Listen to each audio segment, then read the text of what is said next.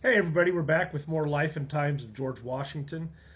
This episode here, we're looking at the aftermath of the winter quarters around Morristown, New Jersey, following the battles of Trenton and Princeton. So, hey, let's go ahead and jump right into it because we're leaving 1776 and we're moving into 1777.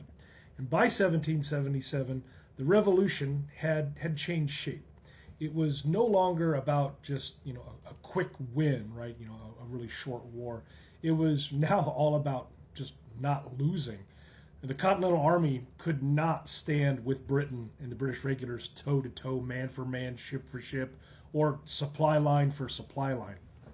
And Washington understood that. He has that experience in his past. And so the degree of his strategy begins to narrow. He wants to try and avoid any type of decisive defeat.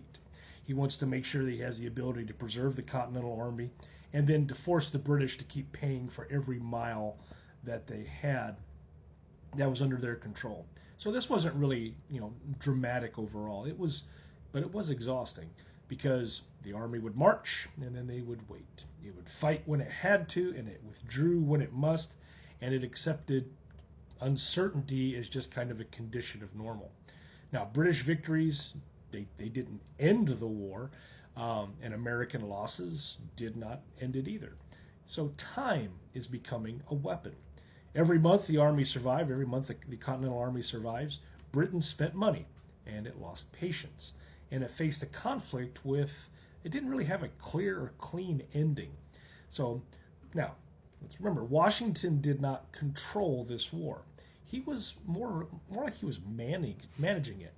He worked inside constraints like the short enlistment periods, the weak supply chains that his men faced, and even at times just uneven political support from members of Congress or from the various states. So learning not to lose meant accepting a degree of frustration. It meant refusing to gamble everything on one moment. And so attrition favored the side that could endure, the chaos without collapsing. And as the Revolutionary War slowed, when it became slower, when it became more difficult and less decisive, the revolution survived, but not through flashes of brilliance, but instead, through persistence and restraint and just the refusal for the cause to just up and disappear.